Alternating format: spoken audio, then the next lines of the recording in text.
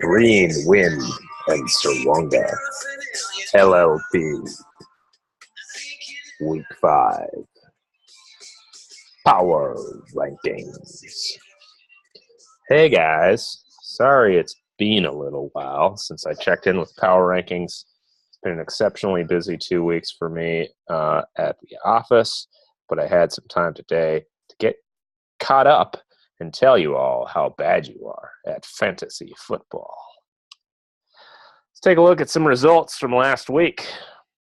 Geordie Shore whooped up on, oh man, sad, 106-86, led by Kirk Cousins. What a nerd. Here to trump you up, finally gets in the victors column by taking an easy bye-week victory over the crappiest team in the history of Brown football teams, Andrew Cuck, 98.6 to 43.9, led by misogynist Cam Newton's 34 points. The Edina Bulldogs continue to trample the competition with a 94 to 75.5 victory over the obese squad, led by Todd Gurley's 30.3 points. Brady's Bad Hombres keep on chugging with an 88 to 71.1 victory over Slammin' Willie. Tom Brady, 2017's QB1, leading the way with 21.5 points. A Shitty Circus finally gets a victory over the underwhelming Glorious TDs, 75.6 to 56.5, led by Devin Funchess. OB Jerry Curl with a King Salami over That's Bilal, folks, 134.6 to 85.1. Eli Manning leading the charge with 27.7 points. And the Woodhead Kerfuffle rolls past Smallwood Got Crabtree, 86 to 68.3.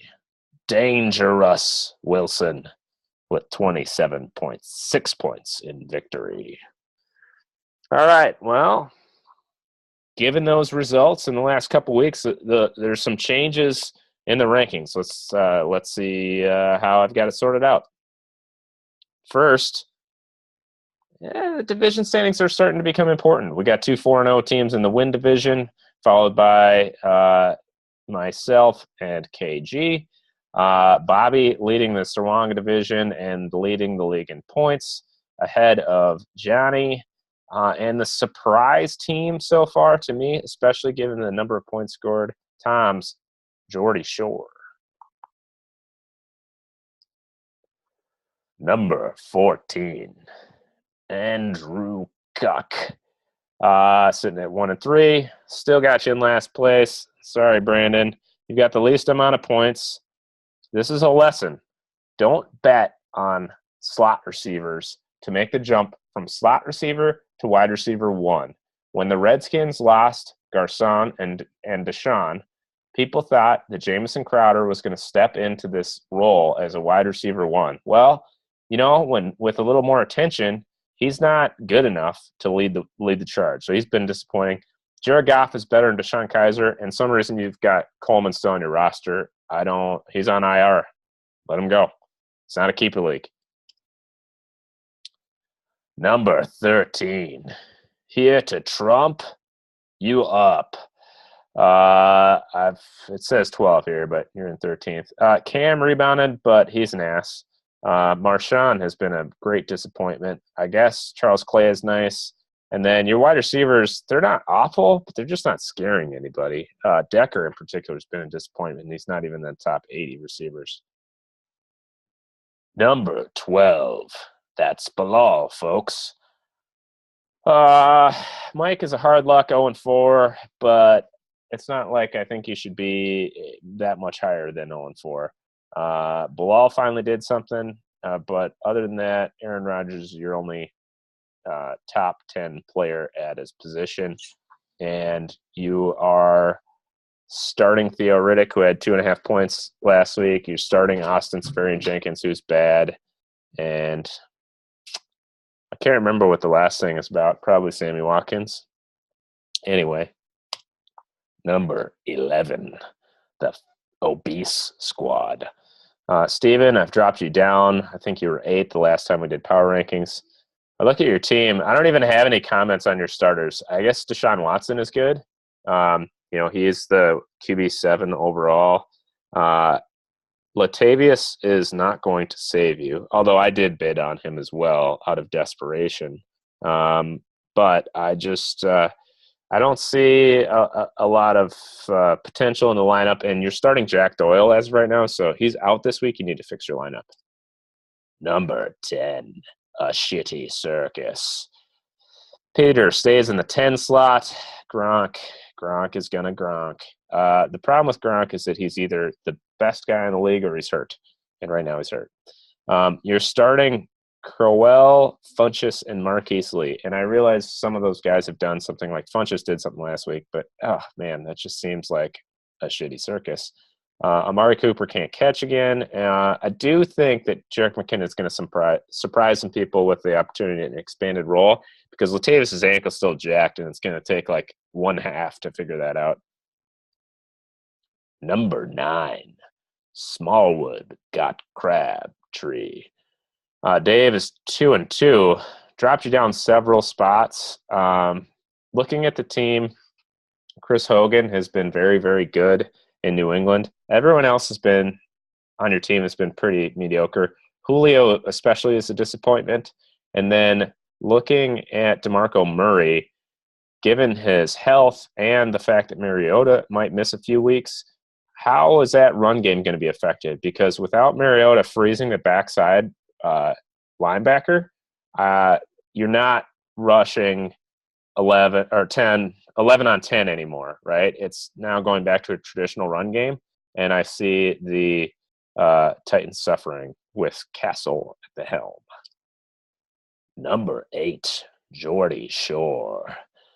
Swift sitting at 2-2, moves up from 13. Jordy is good and not cursed. Evan Ingram was the tight end 7. Tough week with Devontae out. You're starting McKissick and White. That's not an elite combination. But you've scored a decent amount of points and playoffs? Number 7. Oh, man. Sad. I am 2-2. I've moved myself to the middle of the pack after my elite trade. Wentz, since that trade, has been middling, a little disappointing. But thanks, Ben. Hunt is quite nice. Ertz has been a top 5 tight end, and the Chris Carson injury does hurt. It was a tough loss to Swift last week. Number 6, Slammin' Willie. KG, I've moved you down. You're 2-2. Le'Veon is rounding into form, and Alex Smith is QB2. But the rest of the team is a little sketchy. Willie Snead is still on your roster, and your best receivers like Alan Hearns, and he's number 36 so far in the season. Macklin's wide receiver 52. I just don't love the receivers. Number 5, Glorious TDs. Ben is 2-2, not 1-1. Tymont the Warrior. It looks like Montgomery might be back sooner than expected. Matt Ryan, without Kyle Shanahan, we're seeing a regression. So his TD percentage is down. Everything else is pretty much on par, but he misses Shanny. The Antonio Brown, Brandon Cooks duo at wide receiver is quite formidable. Joe Flacco, not an elite quarterback. You could pick up anybody and have better performance. Number 4, Brady's Bad Hombres. Okay, Boyd is 4-0. You may think that I'm being hard on your team, but another injury. Dalvin's done. Otherwise, you'd probably be up higher. You've also gotten kind of lucky. You've got the second least amount of points scored against you, so the 4-0 is maybe you should be 3-1. Gallman, love the Gallman pickup. I think that he is a good player. He's a lot better than Paul Perkins, and obviously, we see Tom Brady is the QB1 so far. Number 3, OB Jerry Curl. Bobby is 3-1, moves up from the 6th spot as of the last rankings. This team is well-rounded. You look at AJ Green as a top 6 receiver all of a sudden.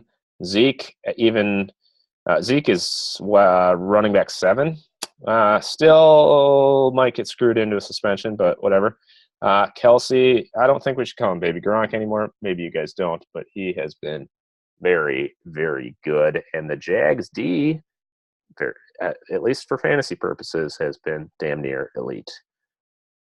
Number 2, the Woodhead Kerfuffle. Johnny is 3-1. I might be being a little bit generous here, considering Bobby has scored about 40 more points than you, but I think your team still has upside. So Russ has been the QB4. I think Rudolph has been underwhelming, but if Sam is back under center here shortly, we're good. Their team is going to be much more passing focused with Dalvin out. I think Rudy's going to see a target increase. Fournette, to me, has been better than advertised, but one guy who has been disappointing has been Jay Ajayi. That's something to note. He's got a degenerative knee issue. Is that going to be a problem? Do we see the decline sooner than we would hope? Number 1. Sitting at 4-0, not 2-0, the Edina Bulldogs. Shane, sorry I missed you in Chicago. And Steven, also sorry I missed you. Let's see. Todd Gurley is elite. If you just took his receiving numbers, he would be the 9th best wide receiver. So it tells you something about how good he is. Stephon Diggs, the wide receiver 1. So you've got the running back number 1, the wide receiver 1.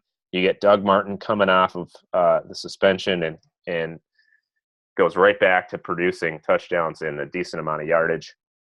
This is a very good team. I do worry about 2 things. 1, your tight end situation stinks. Number 2, Mariota kind of made your mind up for you with the injury. You start Winston. But between those 2, is there a good fantasy quarterback? I think yes, but shaky. They've been worse than I thought they would be so far. So something to look at. But got you in the number 1 spot. Number 2 in points scored. This team's pretty damn good. All right, let's take a look at some predictions.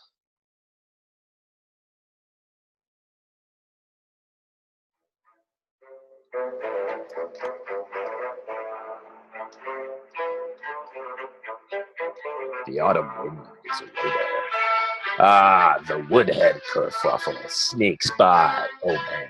Sad. 88, 87. Here to Trump. You up. In a suckfest over a shitty circus. 65, 60. That's Bilal, folks. Can't hang with Smallwood. Got Crabtree. 81, 71. Edina Bulldogs. Thrash. Slamming Willie.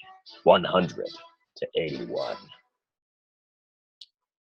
Brady's Bad Hombres. Lays the wood to Andrew Cook. 103 to 7.8.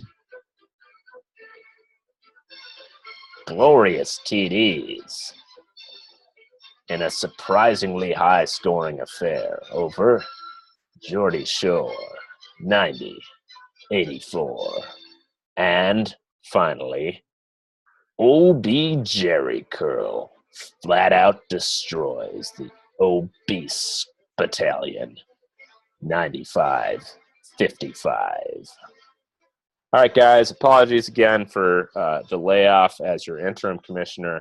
I promise to be more consistent in ranking you on how poorly you perform as fantasy football owners. Good luck to everyone this week. Sorry, this is out after the Thursday game.